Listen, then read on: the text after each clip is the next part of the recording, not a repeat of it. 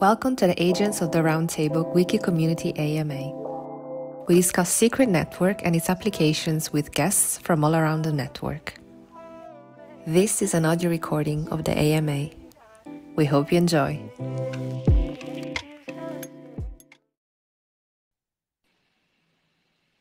Good afternoon, all. Let's get the speakers assigned. Good afternoon. Hey, Skrillah. Great to be here. Thanks for joining us. Do we have Ertemann joining as well? Yes, he's going to join in a minute. And how's my audio? Is it sounding good? Yeah, loud and clear. How's mine? Lovely stuff. Yeah, good. All good. Perfect. So we're just waiting on Ertemann and Grill from our side, or from both our sides. Where are you calling in from, Skrillah? I'm in Barcelona today. I've just got back from Glasgow, Scotland.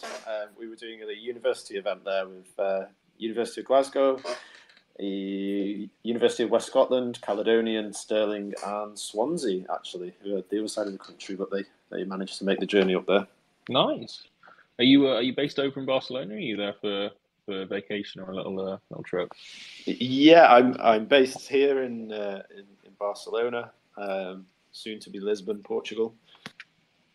Yeah, a lot of really vibrant community over there. A lot of people relocating out there. I'm going to be over there in a couple of weeks actually for Breakpoint if you'll be around. Yeah, definitely give me a shout. I'm looking to see if I can get over there. We have a couple of conferences here in Barcelona at the same time. So, but if I can make it, I'll definitely link up with you. Yeah, be a pleasure to. Ertemann, thanks for joining us. Hello. You well? Yeah, very much. I'm ready. Just finished another podcast, and then I have this one. Then I have another one in 2 hours, and then another one. So 4 in a day. Back to back. Right, give us 2 secs. Grill's just coming in, and then we can get started. Fantastic. Hey guys. Well, yeah. How are you doing? All well, Grill. Yourself? Very good. So we have the Secret Network team with us.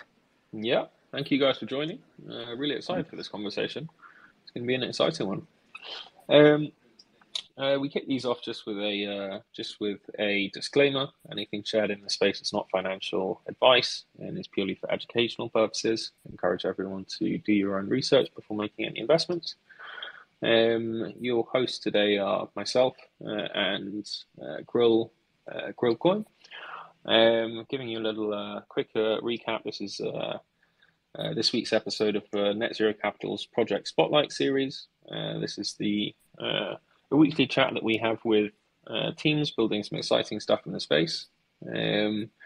Quick recap for those who aren't aware. NetZero Capital is a London-based early-stage VC and private equity company. And this week we are joined by an extremely exciting guest, Secret Network. So without further ado, let me hand over Skrillah, Ertemann. Do you guys want to give yourselves a quick introduction? Then we've got some questions which we'd love to run through with you guys.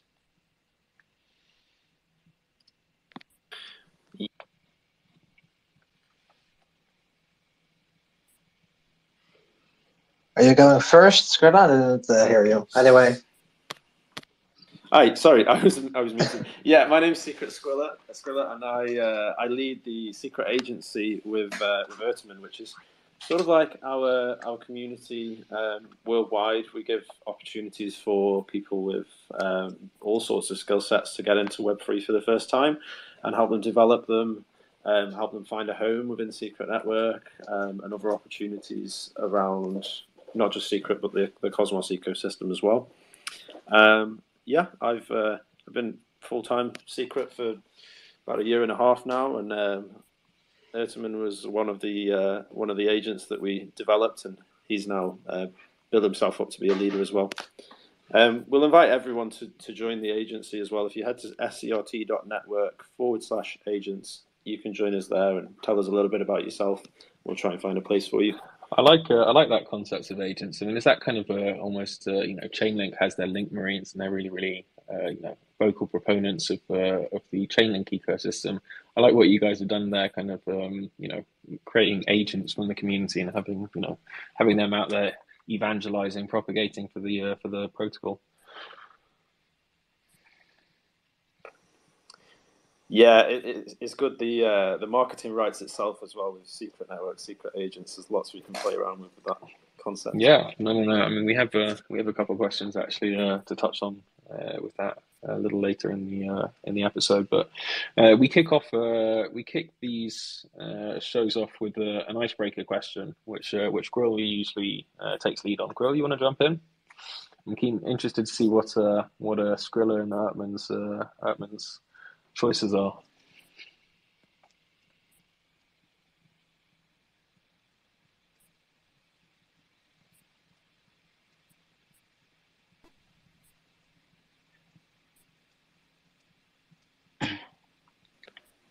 Am I like?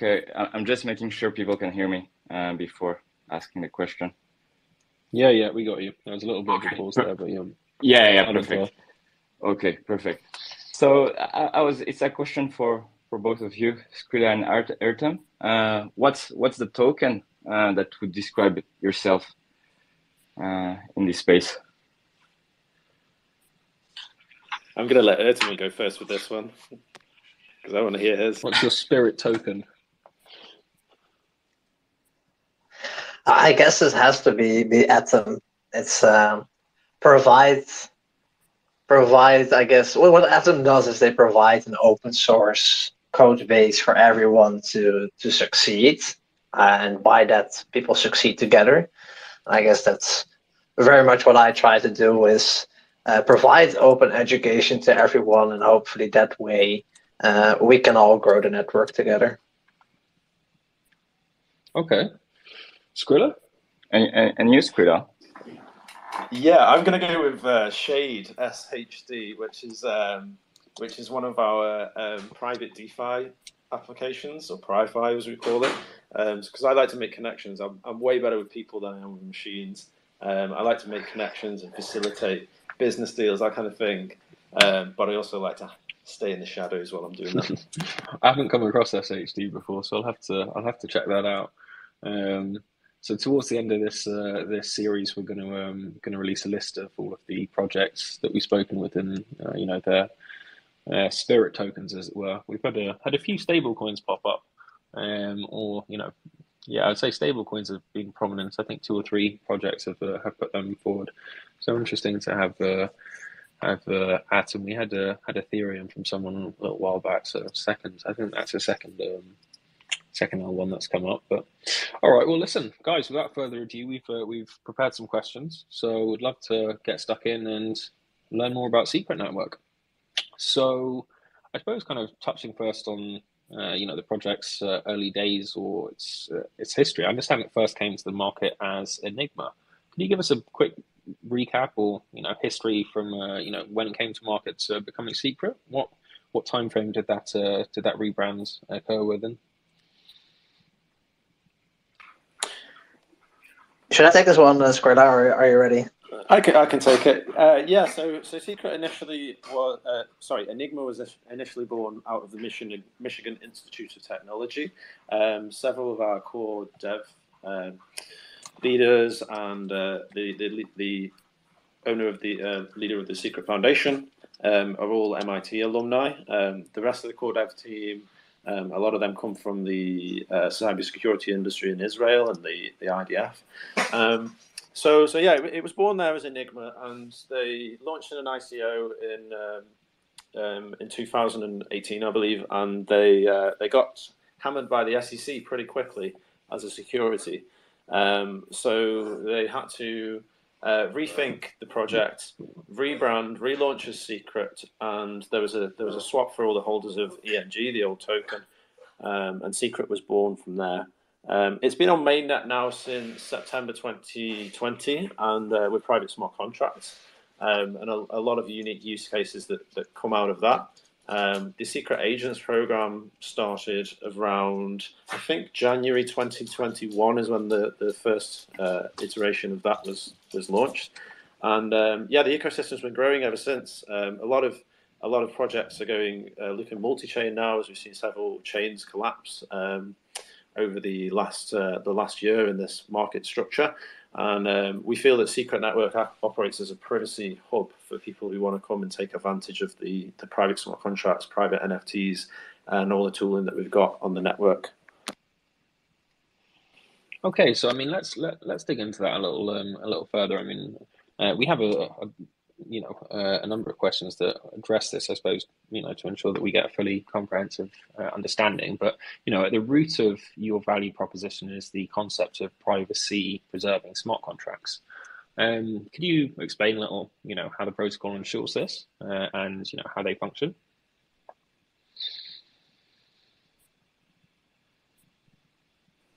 Yes, of course. So secret private smart contracts work by users basically being able to encrypt their information, have encrypted data go to chain, and validators doing computation over this encrypted data, and also writing encrypted data to the chain. But how exactly this works is that when a user puts in their encrypted information, they give a little bit of extra information to the secret contract. And the secret contract is then able to generate a shared secret using elliptic curve Diffie-Hellman. If anyone is interested, they can go find it out. And this shared secret is basically the thing that both the user has and the chain now has. And they use this to communicate to each other while actually encrypting the data back and forth. And no one else has this shared secret, so only the user and the chain have access to the interactions that this user does. So the contract then uses this to, for example, decrypt the information, do the computations, and then put it on chain in an encrypted format again. And why can the validators do this? It is because validators are all running a trusted execution environment, which is the specific type is called IntelSTX. And this acts as a form of a black box. So even though the chain has this shared secret, nobody is able to see it, as it's inside this black box in the validator's machine. So not even validators have access to this data, and then they can put it on chain that way. Correct me if I'm wrong, but it's sort of the same technology that keeps the biometrics area of your phone separate from the bit that's the area of your phone that sends and receives information. Might that's an interesting analogy for people with technical mindset. Yeah, that's very similar. The only difference, I guess, is here that if you're interacting with your phone, then only you are interacting with your phone. And in Secret Network, of course, you have 80 validators who all have to see your data and make an assessment on whether it's true or not. So that complicates the situation a bit, but it's a very similar technology. Yeah. Okay. Well, I appreciate you guys giving us some clarification on that. So your materials state that you guys are the first mainnet blockchain with privacy preserving smart contracts. Are there other blockchains that are in earlier stages of development, perhaps still in the testnet, that are utilizing similar technology? Yeah, there are many people trying to solve a similar issue, and I think that's very needed, because Secret aims to provide the most scalable way to work with private data, and it does that using IntelSTX. And currently, there are some other projects which are working on providing privacy-preserving smart contracts as well. For example, Fala comes to mind. They provide basically private computation for like game states and stuff like that on Polkadot. They're also on mainnet, but they separate consensus and computations, so they're a little bit different. And other projects which are similar or are trying to achieve similar things are Oasis or Dusk. We also have Penumbra in the Cosmos ecosystem. They focus on specifically DEX use cases. So we have some, I guess, friends in the privacy space, which we were very happy about. Everyone focuses on a different direction, and this way we enhance the total privacy suite.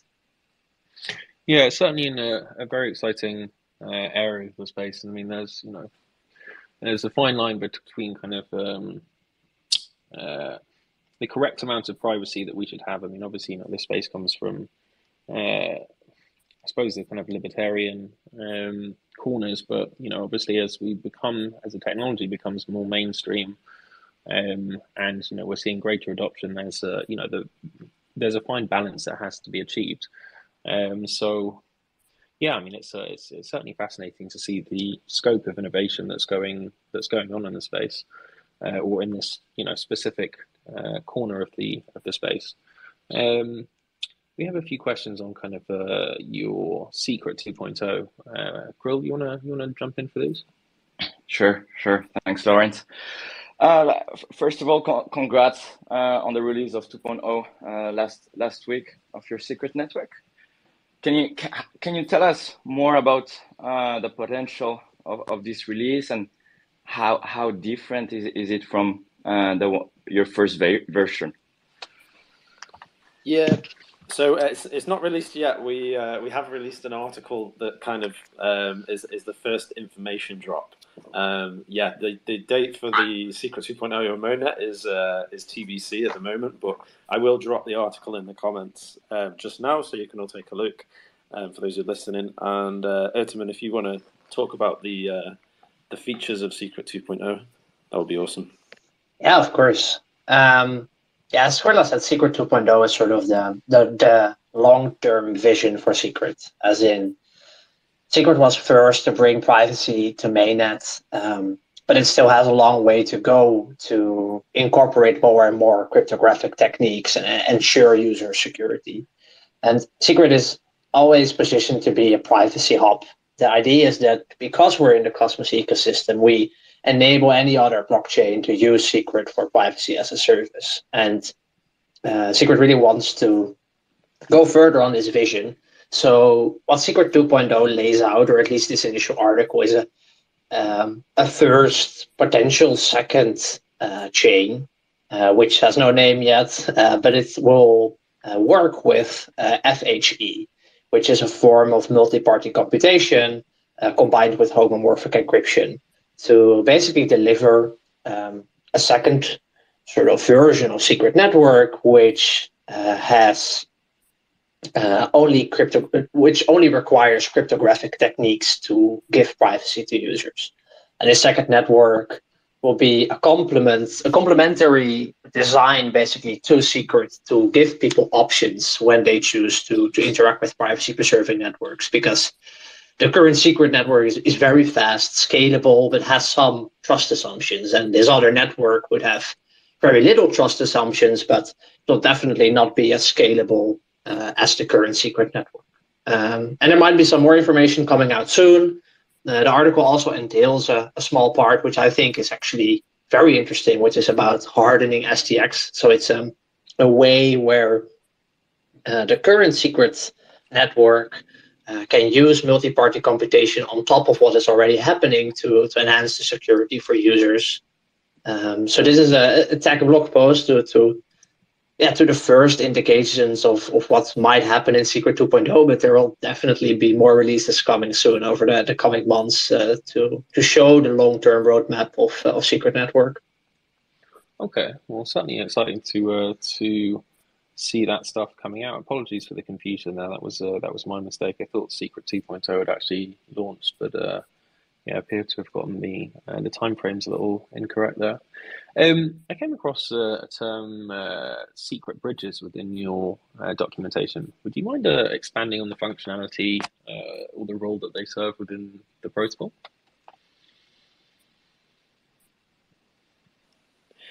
We have bridges open to Ethereum, Binance Smart Chain. We have a bridge to Monero. And we're also a part of the Cosmos ecosystem. So Cosmos SDK is like a toolkit for developing blockchains, and every chain in Cosmos has the option to integrate IBC, which is called inter-blockchain communication. And that's like, imagine like an internet of blockchains. I'm going to post a link to in the comments on the space, which is more of a visual representation. So if you just click the little speech bubble, and head to this mapofzones.com, you can see all the IBC chains in action. It sort of looks like a giant web of blockchains that are able to send, at the moment, mostly native tokens. But Secret was one of the first in our last mainnet upgrade that's brought token transactions to the IBC as well.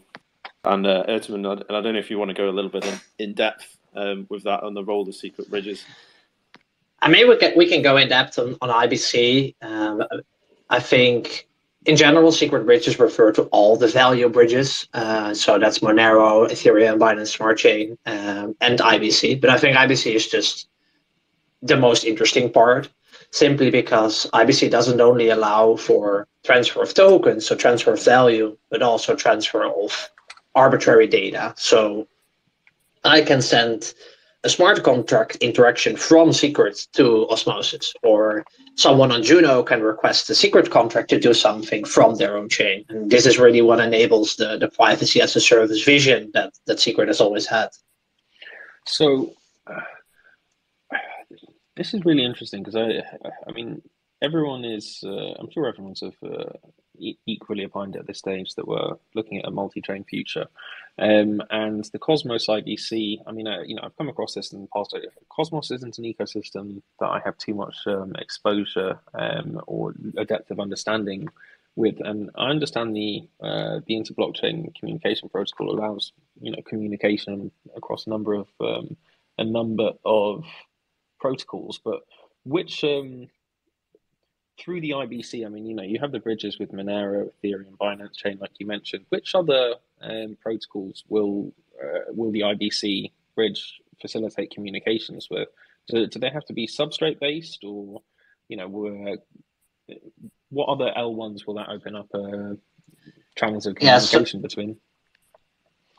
So currently IBC is only integrated on Cosmos native networks. So these are networks that use the Cosmos SDK. So currently IBC enabled chains are like crypto.com, so CRO, the Atom from the Cosmos Hub, Osmosis, Juno, Athmos, I don't know, and, for example, the previous Luna, and go on and go on.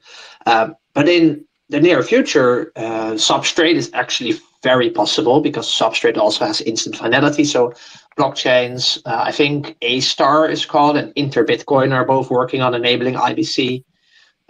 Besides that, Nair has shown quite some interest in enabling IBC, and they can potentially do it as well with their design. Thorchain also comes to mind. But if we look further than that, as soon as you start diving into networks like Ethereum, which have probabilistic consensus, it gets a little bit harder. IBC does have an integration for this, but yeah, for now, this is probably a bit longer wait till they can do at least value transfer. So interoperable smart contracts might even wait a little bit longer for that. It's interesting you mentioned Near there. One of our portfolio companies, Octopus Network, which works as a kind of application relay platform. It's an L2 on top of Near, and that's I believe that's substrate based as well. So that can communicate with the through the IBC bridge as well. Yeah, I think one of the most interesting use cases with IBC at the moment is at the token layer is that DAOs can actually do governance on Secret privately. I think as DAOs become more prominent in our everyday lives, there's the potential when you've got public voting connected to wallet addresses and financial information, it becomes quite a risk for people that are participating in the DAO. So we are hoping to get some DAO tooling online where other chains can come over and do their voting privately on Secret. I think that will be, for me, it's one of the most interesting use cases. Yeah, no, certainly. I think we'll have to dive into this in greater detail in one of our subsequent shows. Grill, we have a few more on kind of the. We'd like to circle back to the T and yeah, exactly. So from all this bridging with IBC technology, coming back to your mechanism of your protocol, and I think it's a good pillar, one of your most important technology is it's your trusted execution environment, so your TEE. How can you explain this technology to, let's say, people who are not really aware to computational words, the easiest, and how can it be so important to secret network? Yeah, so I always explain it with the biometrics in your phone analogy. So it is like the area of your phone. You know, when you tap to pay with your fingerprint, maybe, or Face ID. So that computation, you don't want that to be shared outside of your phone. So inside your phone, there's a TEE that deals with biometrics, and that is completely separate from all the other areas of the phone. It has one task: to process that computation and encrypt it, and then send the output out. Okay, so and then just tell your phone to unlock or pay or whatever it does. So I always use that analogy. I think it sticks in people's mind when you're explaining this stuff. Fair enough. So it's more about this kind of way to explain it, like your digital fingerprints, right? So every imagine the black box inside your phone, and imagine every validator on Secret Network. There's 80 of them in total, and every one of them has a TEE, a black box inside their node. So the transaction is encrypted on the way in, and then decrypted inside the black box. The computation happens, whatever it may be, whatever the contract asks for. Then it's re-encrypted and delivered out of the black box to the end user. Yeah, makes sense now. Totally makes sense. And coming to your token, SNIPE20, what are the main properties on that? Yeah, so SNIPE20s are basically the secret version of ERC20s or CW20s. So there's a native coin to the network which is called SCRT. It's a public coin, and it's used for gas and for staking, for governance. But we also have tokens like on Ethereum. So SNIPE20 is an example of a SNIPE20, for example, is SCRT, which is a privacy-preserving version of Secret. But also our applications have SNIPE20 tokens. So you have Shade and Shenna, and all the bridge tokens like Ethereum, Atom. And these SNIPE20 tokens, they are basically very standard tokens in comparison to other networks. The only difference is that they have some additional fields which allow for private data. So as soon as you send a SNIPE20 token, you are only interacting with a specific contract. So someone who is looking at the chain cannot see to who you are sending something, or whether you are sending something or buying something, and they can't also see the amount. So it's a token version that allows for semi-transactional privacy. And it's one of the cores of Secret Network, because without it, you wouldn't be able to buy NFTs privately or do auctions or DeFi. But as soon as you're using SNIPE20 tokens in any of these applications, you automatically gain all these privacy-preserving properties.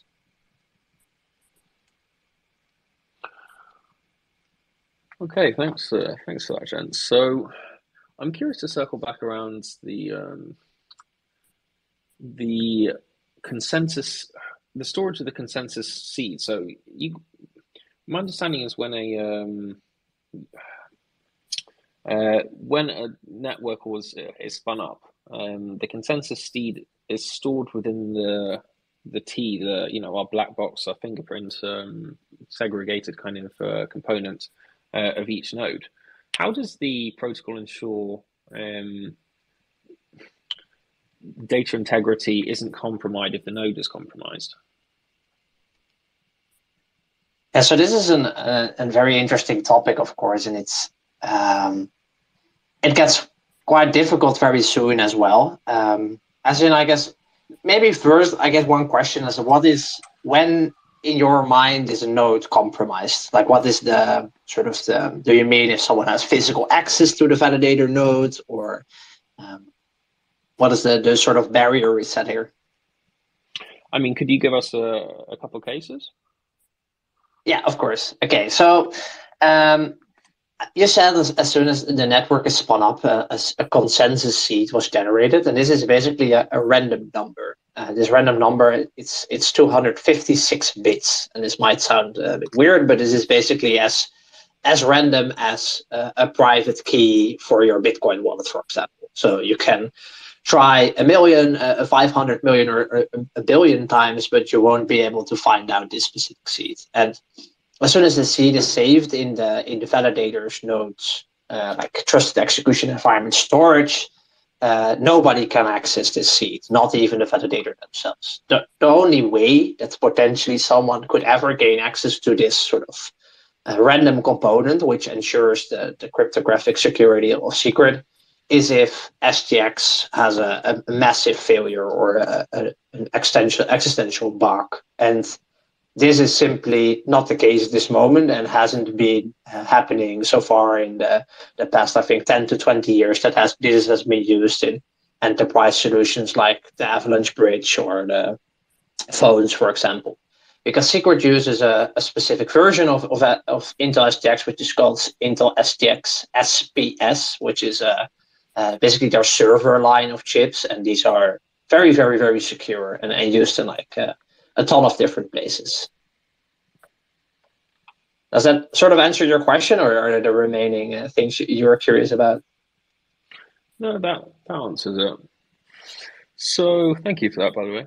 So one of the biggest threats in Web3 at the moment is hacks and exploits. I mean, we've seen, I think it's around $2-3 billion lost in hacks. I mean, we had $100 million in Mango Finance just a few days ago.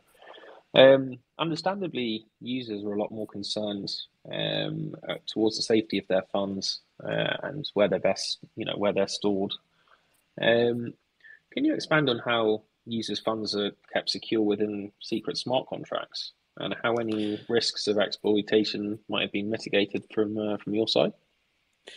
Yeah, I mean, just from a top level view, and Ertemann can definitely go a bit deeper into this, but I think just by the nature of the contracts being private, that potential hackers and exploiters can't see those positions and can't see where the vulnerabilities are before they make a strike. A lot of these cases is from what I've seen is when there are debt positions open public on chain.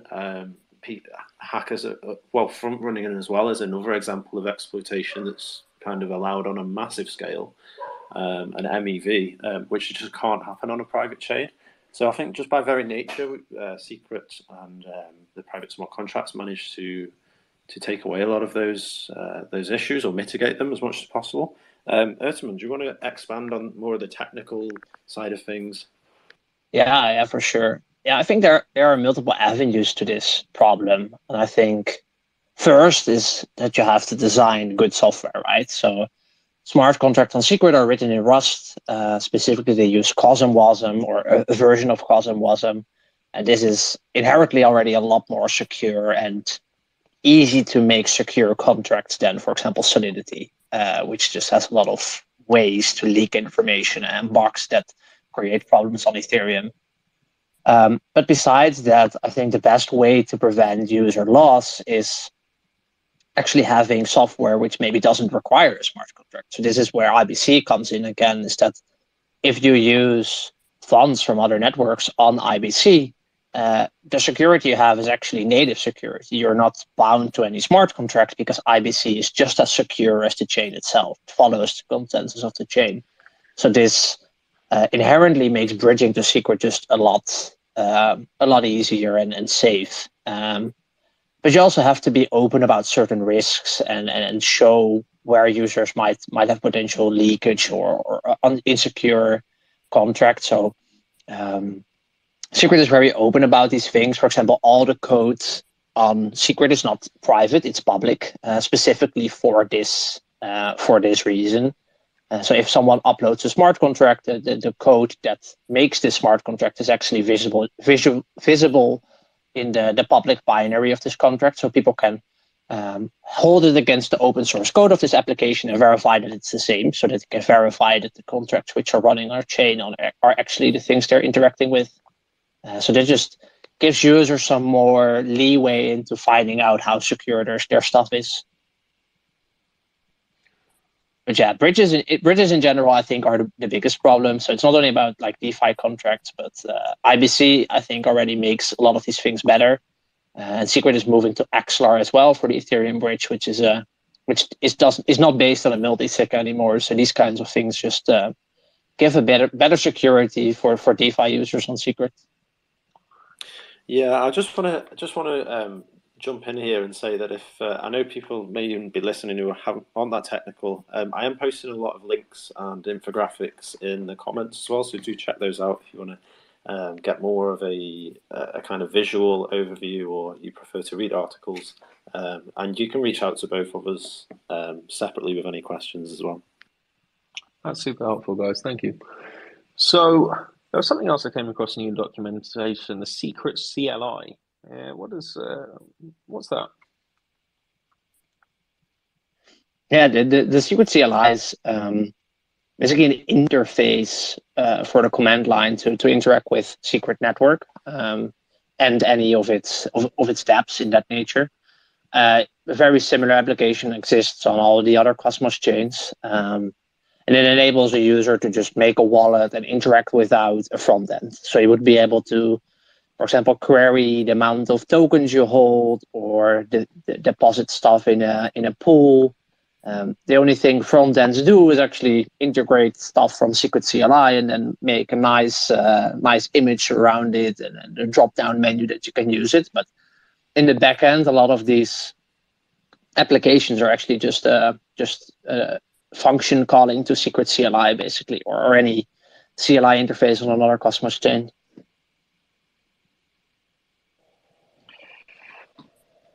Thanks for the answer on that, Ertem. Very insightful.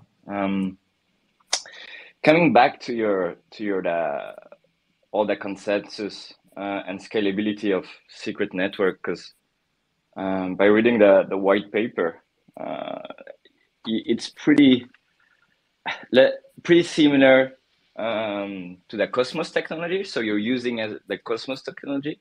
How can you assure and amplify the scalability of your network by having more steps in all those data verification and privacy?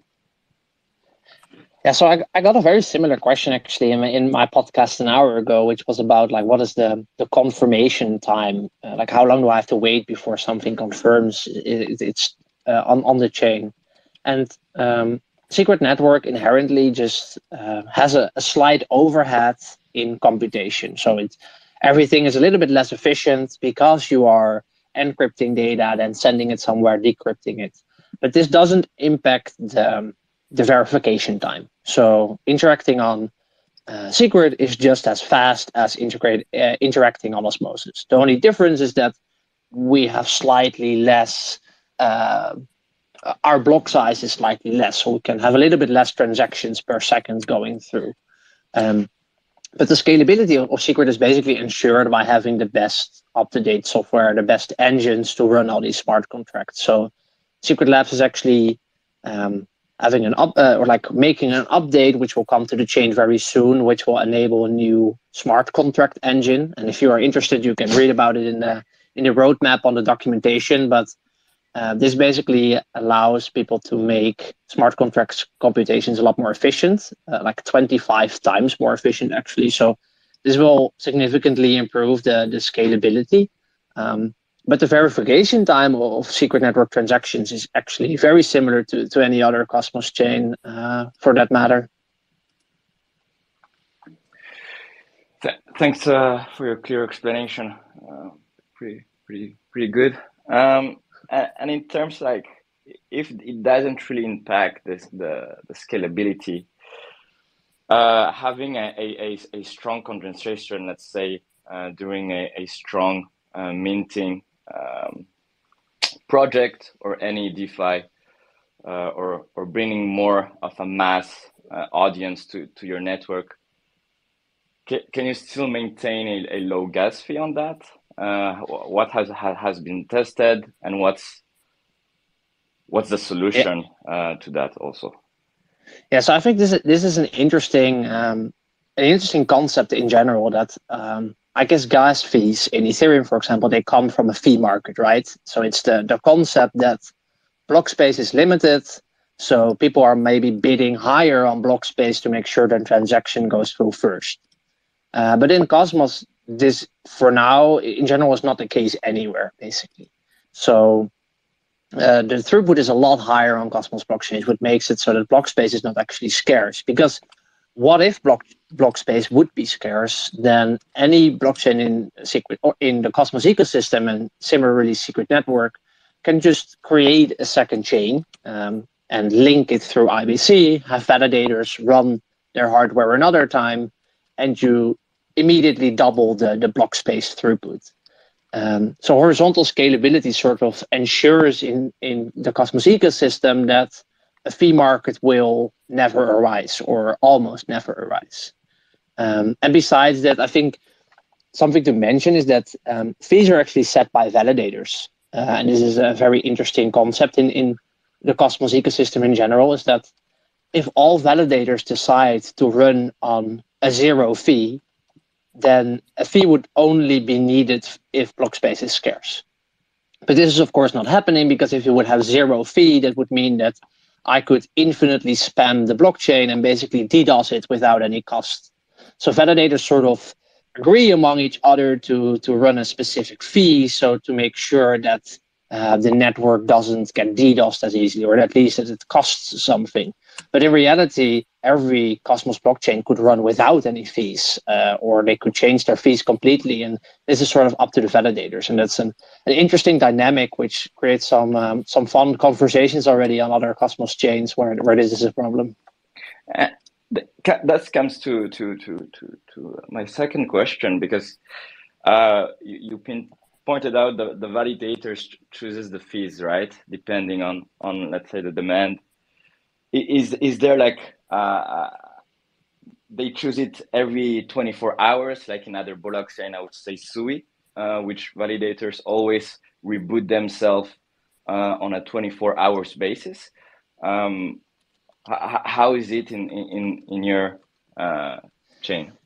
Yeah, so if you're running a standard version of the Cosmos SDK, or at least not too altered version, then what happens is as soon as a validator launches their validator, they choose a minimum fee. It is a minimum price someone pays for 1 unit of gas. So if my transaction is very computationally intensive, I pay a multiple of this minimum commission fee. And if it's a very light transaction, then I pay a smaller multiple. And this fee that can be changed by a validator at any time. So they can go into the machine and change the fee, but it's not changed if they don't do anything. So on Secret, for example, we recently had someone running a bot which did like significant amounts of arbitrage transactions. And this was taking up a lot of block space. So some validators just decided, okay, hey, maybe we should ask a slightly higher fee, and then this bot will start transacting less because it just costs more for them. So this is a way validators sort of have impact on the fee in a blockchain. As in Osmosis, something similar is happening where there are still validators running a zero fee, but very like sometimes someone tries to DDoS the chain and they can immediately bump up the fee a little bit so that it's almost impossible for someone to do that. So it's an interesting dynamic, but it's chosen at any moment in time by a validator when they so happen to choose to do that. Okay, I'm with you there. So I've got a question on the maximum number of validators. I understand that I think earlier on in the protocol's journey, you guys had the max number of validators set to 50. I believe it's the maximum is 80 now to secure the chain. My question is if decentralization of the validator nodes helps secure the network, where is the limitation or this max figure for validator nodes come from? I think it's important to start with the difficulty of running a validator on secret network, just purely because of the extra SGX enclave you need to have to be able to run a validator.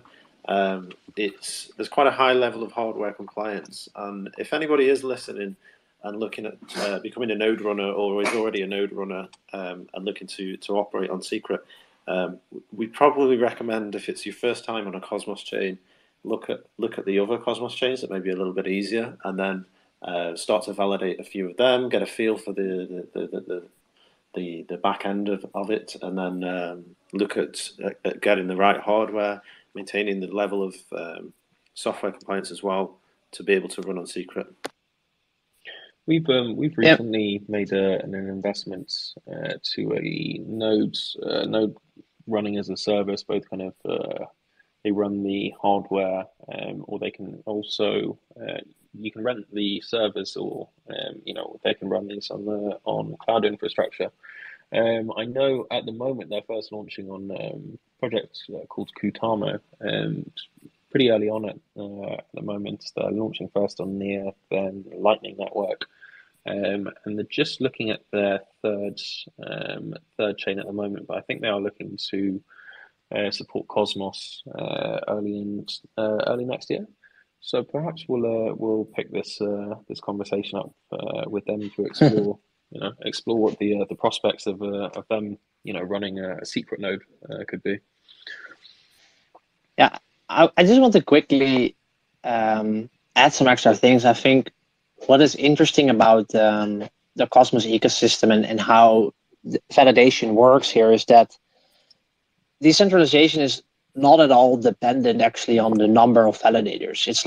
It's completely dependent on how delegators disperse their stake amongst all of these validators. So you could have a chain with only 30 validators, but if every validator has exactly the same amount of voting power, they're actually more decentralized than a chain which has 200 validators, but the top 10 holds 30%. And this is an interesting concept, and in my opinion, something why the total number of validators can be a very skewed metric. But in the end, it's what Secret sort of does is governance has complete power over whether the validator set increases or not. But we have a very active governance community, and they sort of see it as in a way that if we slowly increase our set, we have the best feasibility to get the best teams in. Because if we suddenly increase with 50 spots, then a lot of different people might be getting into the set, and they can do a lot or something like that. Because validators are actually, in the Cosmos ecosystem, the people who do the most for a lot of these blockchains. So in my opinion, at least, it's very important that when you increase the set, which governance can decide at any moment they want to, that you sort of have teams ready to fill those spots and get active in the ecosystem, because it's a way for them to get funding and be active in the secret ecosystem. So yeah, to speak to that, the validators or like the governance can always decide to increase the active set and increase the decentralization, but in the end we need the delegators, so every single user of the network, to make sure that they delegate their stake to people lower on the list so that we increase the decentralization. It's very much bound to what users do and not so much to how many validators we have. Got you. Power to the people. Yeah, it's an interesting concept. It haunts a lot of Cosmos chains because delegations are very sticky. But luckily, decentralization in most of these protocols is good enough. So thank you for that. The concept of padding, I wasn't sure about this. I think, or understand me, I think this goes over my technical capabilities. Could you explain the concept of padding in the context of preventing data leakage by enforcing constant length messages in the protocol? Yeah, for sure. I saw this in your question list. I was actually I really like this question. It's somewhere hidden in our documentation. When you work with privacy networks, you always have to think about how you can potentially leak data and how this works. So the secret protocol is set up in such a way that this is limited in every possible case, but developers still have some sort of way of interacting with this. So if I make it so my message, so let's say I interact with a contract, and this encrypted data is then sent over the chain, so everyone can see the encrypted data. Let's say this encrypted data is very small if I do action Y, and it's very big if I do action Z. Then someone might infer from the size of this encrypted data what action I'm doing. And this is a bit of a situation where you leak only a little bit of data, but over time, if you leak enough of these, it's bigger than this or it's smaller than that kind of information, people might infer things about what you're doing. So to prevent this, we ask developers to make sure that they pad their data. And padding basically means that if you have a message which is only half of the total size, that you pad it with zeros or with ones. I'm not exactly sure what we ask people to do or what is the best use case, but you basically pad the rest of the message with data that is not important. And in that way, your data is constant size. And if something is constant size, there is no leaking of any information because people can't infer what is happening from your message that's going on the chain. So it's a very niche thing. A lot of developers have to think about when they develop on secret network, but it's important to make sure you don't leak too much data. Okay. I mean, I don't know if this is, forgive me if this is an ignorant comparison, but it makes me think of how the Allied forces cracked the Enigma code. I think they managed to find some kind of constant, repeated points within the communications, and then from there they were able to break the cipher. So I understand kind of, at least I believe I understand the principle of kind of hiding the information and ensuring it's ensuring that you can't identify information from the raw data. So I see you guys say the theoretical TPS transactions per second of the blockchain. The cap is 10,000 per second. I'm curious if this has been achieved in any test environment before, or what the kind of average TPS is, as opposed to the theoretical cap. Yeah, so this actually comes from the Cosmos white paper, the Tendermint white paper, actually. And I think the only chain that came as close to this number was the old Terra, which had a very high transaction per second. I think they were at like 2,500 or something, or 3,000. They could, in theory, go further up. But this number is sort of related to the confirmation and amount of time that it takes. So we have a 6-second confirmation time and an amount of things you can compute in that 6-second time. And it's dependent on how many validators you have, because validators have to speak to each other. So the more validators you get into the set, the lower this theoretical limit goes. So for secret, currently, we're not reaching this 10,000 TPS, and it's also not necessary at all. Our block space is almost never full. But secret can definitely achieve like this similar theoretical limits Terra and Juno are reaching. It requires the engine upgrades we talked about a little bit earlier, but that is sort of the theoretical max cap, which is in the Tendermint paper. They have like a graph there, you can check it out, and they did some benchmark tests. And among the Cosmos ecosystem, it is seen as that this 5,000 to 10,000 TPS limit is definitely reachable. And maybe something interesting to quickly put in here is that I once had a conversation with Guy Ziskind, the founder of Secret Labs, and he showed me a method where, simply because all of the secret nodes have access to this consensus seed, right? And this consensus seed, it's a sort of a random number generator. So this means that every single validator has access to the same entropy, so to the same randomness. And with this shared randomness, you could actually make it so you can skip some of the validator communication. So what we can do is one validator can process all transactions and basically make a proof using this shared entropy, saying, hey, I processed them all, but you can be sure that I processed them all correctly because we share this randomness, and this randomness shows that every time I compute this, it adds the same thing. So it can share this proof instantly to all the other validators, and all the other validators can say, oh, yes, I agree. And this does make sure that the other validators don't have to process all the transactions. So they can already start on the next block or maybe on the transaction after that. So it actually creates a system internal to Secret Network where you gain sort of every validator is basically their own layer one. You create like an internal rollup.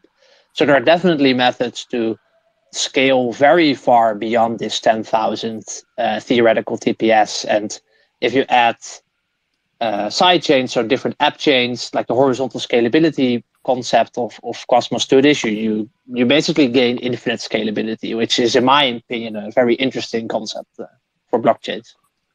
So I'm glad you kind of touched on that, side chains notion there. One of my next questions was around how you guys would differentiate yourself. I mean, I believe I have an understanding, but it would be helpful, to hear it from your own words. We've come across a project, not come across one of our portfolio companies, enterprise-focused private data storage on shards, so that enterprises can store their data on private shards, and then they can be those private shards can communicate with the public blockchain. That's a project on Near. So I believe I have an understanding, of how you guys are approaching this, because you guys are encrypting, the smart contracts data and the inputs and the outputs. But I'm sure you'll be able to articulate this in a much clearer manner than I could. So, for both my benefit and the audience, would you be able to just differentiate, how you guys store data on chain compared to how other companies are doing this in private shards and then making that accessible to the public chain? Yeah, I think this is an interesting differentiator. I'm not 100% sure, of course, how this other project works. So you have to excuse me if I miss some of the details. But an important part of encrypted data storage is thinking about who needs to have access. So it's not so much about how you store something for one single person, but it's how do you make it accessible to everyone. And that is basically what Secret tries to solve or has solved, at least in one way, where if I put certain information in a secret contract, this aggregates into a sort of total state, the total state chain state, and other people need to be able to edit this data without me having to give them access or me having to give them my key. Because if I add something to a pool, someone else also needs to be able to add to a pool or swap to this pool and stuff like that. So everyone who permissionally wants to enter the network needs to be able to alter the state of the chain by initiating a transaction. And this is sort of this multi-party computation problem is often not needed when you store encrypted data on a chain or make a proof, because a lot of these other these storage protocols, they just have a different use case. So what they can do is I encrypt my data, I send it to the chain, and I have this key. And if I want someone else to access my data, I can send this key around. But no one can change my data without me giving access. And that is a problem in itself, which is not feasible. This would basically limit a secret blockchain to a lot of very small use cases. So it's this multi-party computation problem, basically, which makes having a private smart contract blockchain so interesting and so difficult to achieve. So I think that is a big differentiator. And then maybe quickly to go into, I don't know if they use ZK proofs, but maybe that is something people have questions about. Isn't that? They're not using ZK proofs, but they were going to actually come into play within my next two questions. So I mean, I suppose we can touch on them quickly now. I mean, a lot of people in the privacy world are using ZK Starks and Snark solutions. So I was curious if they have a role, or if they come into the secret network narrative, in further down the line.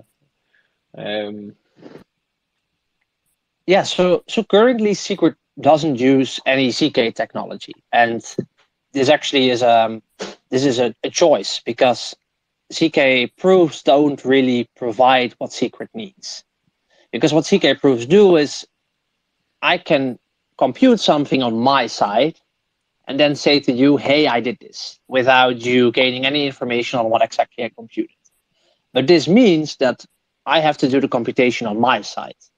So as soon as I need to compute something with someone else's data, then I cannot do the computation on my side without getting his data. So you get into a situation where as soon as a use case requires two different data pools, so two different people, so for example, a DeFi interaction or an auction or something like that, then you cannot really use ZK proofs because I can prove that I did a bit and someone else can prove that they did a bit, but we have no clue on each other's bits, and neither does the protocol because they only know we did a bit. So you get into a situation where you can't really do multi-party interactions.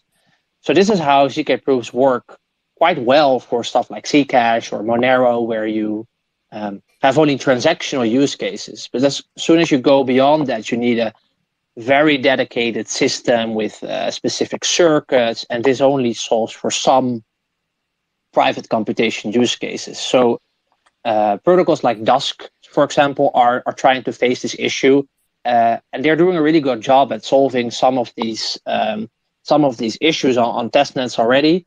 But they do end up in the end with the problem that they can't offer a Turing complete engine, which basically means that you can do any arbitrary computation. But beyond that, maybe an interesting thing I want to quickly highlight is that you can actually have CK proofs as an addition to Secret Network, and we already have some sort of that technology. It's actually called permits, which I think is really interesting. That a permit is sort of it's a way for me to give you access to some of my data, and what you can actually do is I can give you a permit for only knowing that I have something. So I can give you a permit saying that I own a specific NFT, or I can, for example, give a contractor permit to show him my transaction history, and then this contract can tell you that I have more than 1,000 secrets or something, or other things. So we can do this sort of CK proof like I verify that I do this, or I did that, or I have this information without actually implementing CK proofs on the network already, because we have a system called permits, which tries to do a similar thing. Okay, that's interesting. I think I hope that sort of answers your question, because it's a very complicated. CK proofs are interesting, but also very complicated to think about.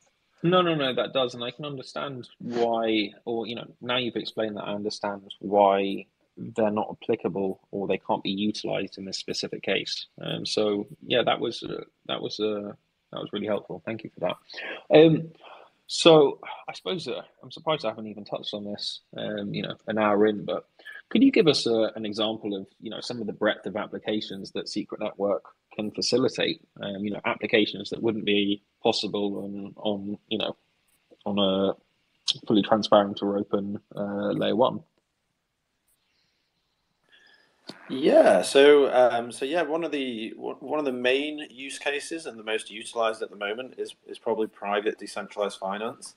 So we've got this huge problem of front running an MEV where people pay higher gas fees to get in front of the order book on public chains, and basically undercut the person that's trying to process the transaction. They get in first, and then they sell the assets back to them at a higher price. It's a multi-billion-dollar industry. And it's simply not possible on a private chain because the mempool is also private.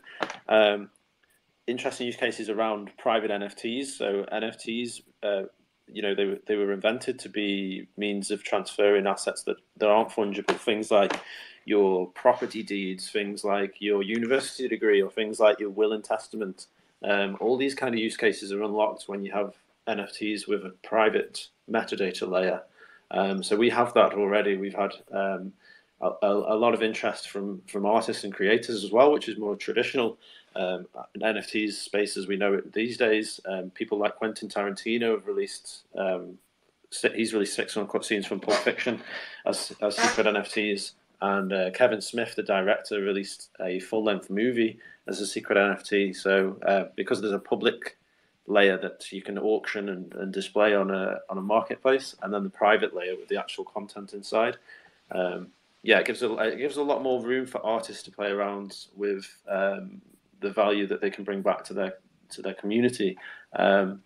We've had people that have hidden chat links inside NFTs, so you get the NFT and then you can go into a private chat with the rest of the community and things like that. Use cool. Cases like NFT gaming as well, where you like if you're playing a game of poker, you don't want everyone to be able to see your hand, right? Or if you're playing a kind of PvP style, like a sword fight game, for example, you don't want everyone to see what tricks you've got in your inventory. Lots and lots of interesting and novel use cases are unlocked just by the nature of the privacy element. Communication as well is a big one. So Alter is a DApp that offers fully secure encrypted communications, useful for people like, let's say, human rights lawyers or people, political activists in places where communication is not as easy as it is in the Western world. Okay. Yeah. Can I quickly add one use case I really like personally? Yeah, please. I mean, I'm keen to hear current use cases, and then my next question was going to be, everyone's looking to onboard the next billion users to Web3. So, do you guys have ideas of use cases, that haven't even been trialed yet, that may be possible in the future? But yeah, please jump in, and I would love to hear what's one that you're excited about first. Yeah. So personally, I think the most interesting use case to Secret is storing private keys. And this may sound a bit weird, like if you make a wallet, why do you want to store it on a chain as well? But this creates a vast, widely different application. So you could potentially, like an app that already exists, it's called Serenity Shield, host and save basically for someone on the secret blockchain. It's a secret contract. You can store your private keys in there, and then you can give it access control and access to relatives. So if you ever die or something happens to you, then someone else gains access to your private keys via an automated mechanism. But it also enables bridges, which are not possible on other networks. So for example, we have Shinobi, which has a Bitcoin bridge, and this Bitcoin bridge is coming out quite soon. And what they do is they store a Bitcoin wallet, on the Secret Network blockchain, and they interface with this wallet from within Secret. And this actually enables light client verification, as it's called, which is very similar to how IBC works. So it creates not only a trustless bridge, but also a very, very, very secure bridge with Bitcoin, which would not be possible on a public network. And we can go a bit farther, but I think to answer immediately also your 1 billion or 1 million user question, Secret as a whole is basically looking for a development team to make an application similar to Fireblocks. I don't know if you're familiar with them, but they make multi-party computation wallets, which means that they are multi-sigs. So I can make a wallet on Fireblocks, and I am one of the signers, but another signer is Fireblocks themselves. Yeah, and then they've just done a partnership with Near to do the MPC or the custody for. I'm not sure if it's the Near Treasury or wallets, but there was they've just done a big partnership with Near. Yeah. And they're like an easy interface to use, use multi-sig wallets and enhance the security for users, because they provide access control, like you can only spend X amount of funds in X amount of time, or I never want to integrate with this application, so that if something happens to your private key, that they don't have access to Fireblocks, so nothing is happening actually. And then, but what is actually possible is that, let's say you're not integrating with Fireblocks, a Web2 company which gains access to your private key and can potentially do stuff to your data you don't want.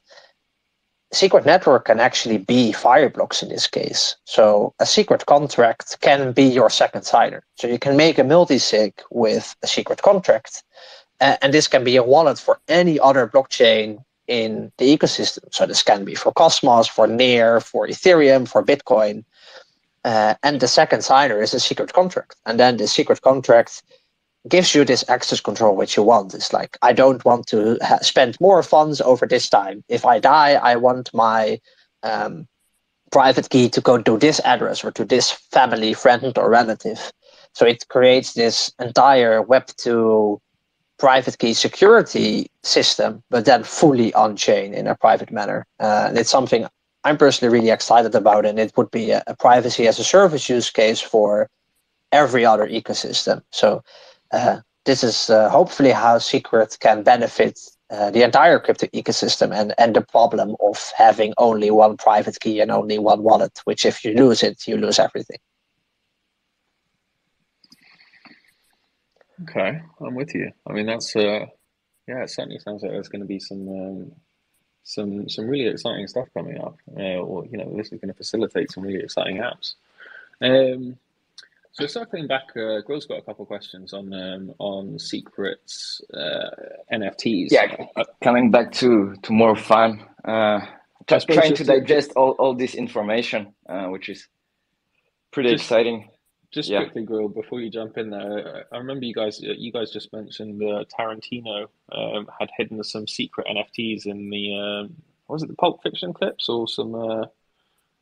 Yeah, this is a good one. So Tarantino has released 6 uncut scenes from Pulp Fiction, the secret NFTs, and there's 2 layers to a secret NFT: is your public layer and then your private metadata layer. So those are represented on the marketplace by an image of the handwritten script from the scene in question, and then if you're lucky enough to win the auction, you go through the encryption portion of the contract into the private metadata layer, and that's where you can watch the clip. So someone out there is going to find out what's in Marcellus Wallace's briefcase after all these years, potentially. That's brilliant. I've seen Tarantino's just taken on Star Trek film. So I wonder if we'll have some secret NFTs in a space suit 'em up for all the sci-fi fans out there. Sorry, Will. I was circle back around to that. It's perfect because now, Skrillah, what's the next project or partnerships that your team is looking on to onboard on the next NFT collection? Yeah, I think just in terms of the NFT space at the moment, the most exciting one for me is Serenity Shield. So they are doing this kind of proof of succession where you have 3 NFTs. One is controlled by the contract, one is given to your hair, and one is controlled by you, and you need to activate the protocol by logging in with quite a novel biometrics system. We hope, and yeah. So basically, it's like your assets, or your private keys, for example, given the example that Ertemann talked about earlier, are locked inside a contract, and if you do pass away or anything happens to you, then they'll be released to your families. It's a huge problem in crypto is that there's just no succession, and often family members don't have the technical skills to be able to unlock wallets and get the assets off the chain or whatever they want to do with them in those events. So that for me is more of an important use case. It's a unique use case to Secret Network. It's being worked on right now. SerenityShield.io is the website. Do check it out. They are, I think they're just pushing the boundaries of what NFTs can do. I think beyond art, music, film, all of that kind of stuff, NFTs they've got so much more potential in our everyday lives, and I think that's the best way that we can bring them up. That's really interesting, actually. I mean, I believe the law still holds, but I went to a CoinScrum. CoinScrum is one of the or the first kind of UK crypto meetup turn media platform. I went to a talk of theirs a little while back, and it was specifically on the topic of succession and what happens to your assets. And I believe in UK law, this really surprised me, but unless you leave assets to a specified person upon your death, say you're, just assets on a treasure or something, by default they go to Her Majesty's Treasury, not your next of kin. It's the same here in Spain as well. They go directly to the state if no one is defined. It's a big problem. Yeah.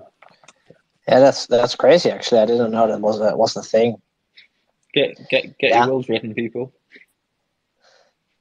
I'm just excited about Secret 2.0, probably personally. But some partnerships will definitely come around for that. So stay tuned. It's going to be a big wall of announcements very soon. I'm excited. Nice, looking forward to them.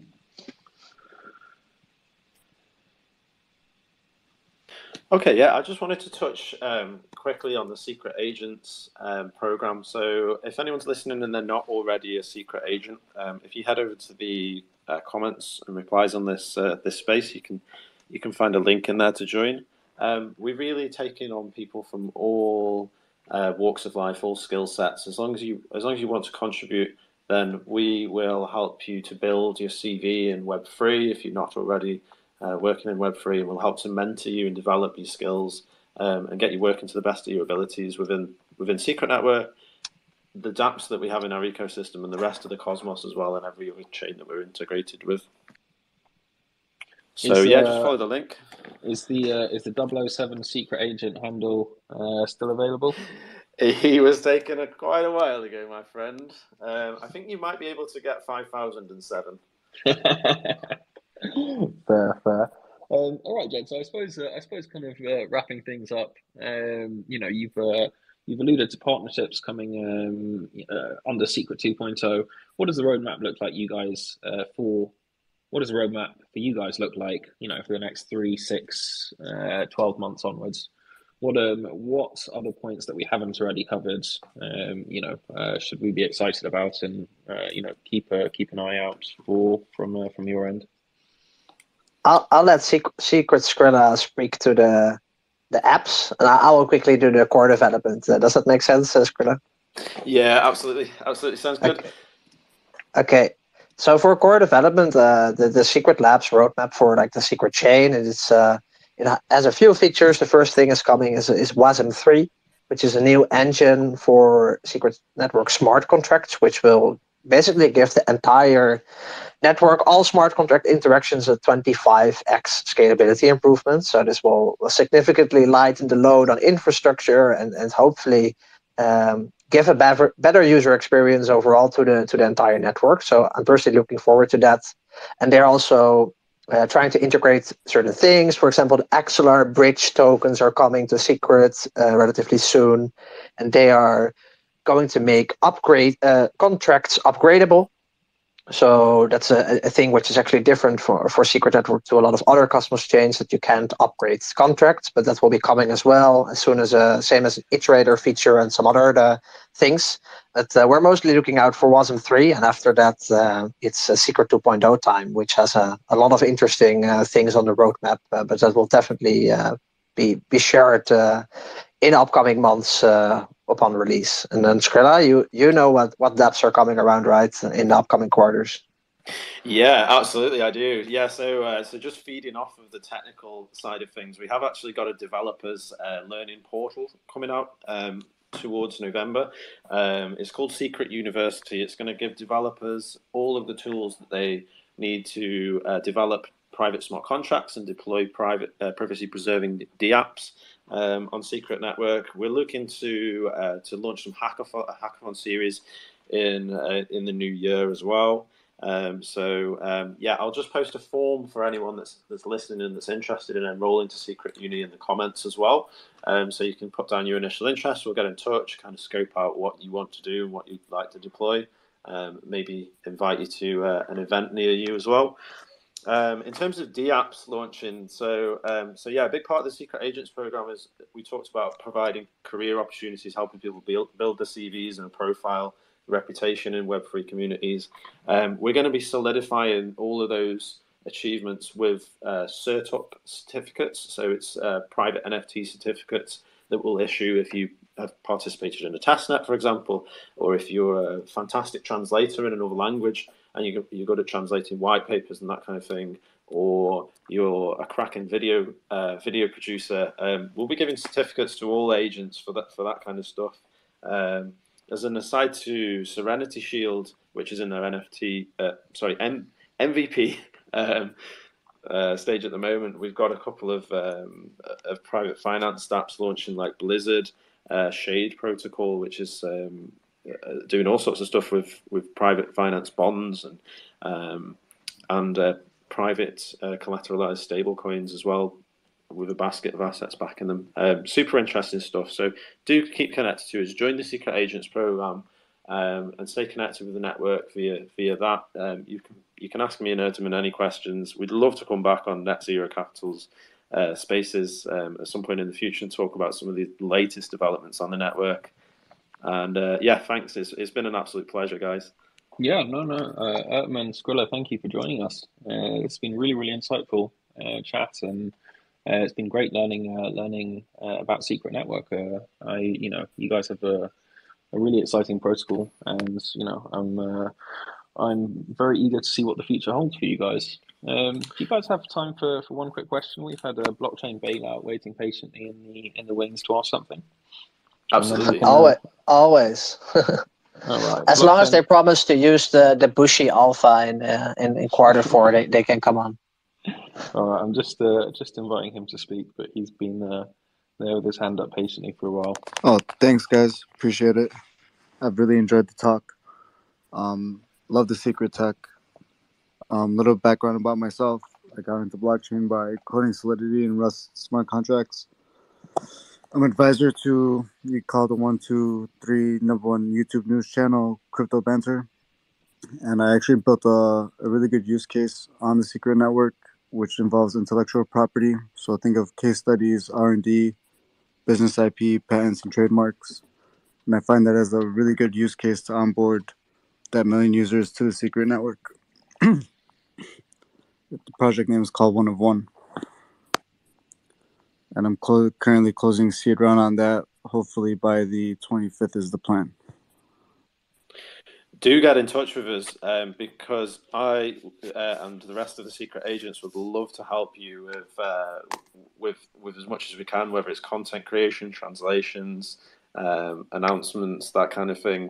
We exist to help the DApps in the network to get the most out of the community that they can. So yeah, keep in touch with us.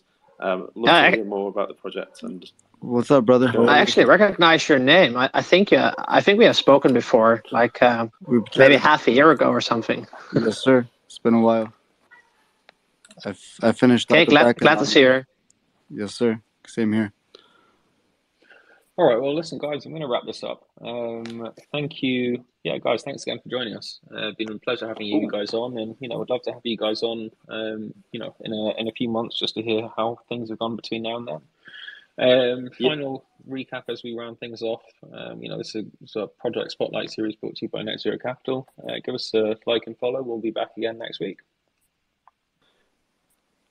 Thank you, Lawrence. Thank you, Grail. I look forward to seeing you in either in Lisbon or in London, one of the two, in November.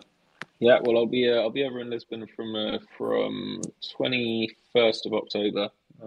Soft and I are going to go do some traveling, and then we'll be back in Lisbon for the Hacker House on the 1st through there till the, I think, 8th or 9th. So yeah, let's get together. Okay, thank you for having us. Was a pleasure, and I hope to see you use some of the applications that are coming. And I will see if Skrillah meets up with you. I will definitely hear from it. Thank you for hosting us. It's been my pleasure. All the best, guys. Take care. Cheers, lads. Bye bye. Thank you. Thank you for listening in on the Agents of the Roundtable Community AMA. Follow us on Twitter at secret_AOTRT and every Monday at 7 p.m. UTC in the Secret Network Discord.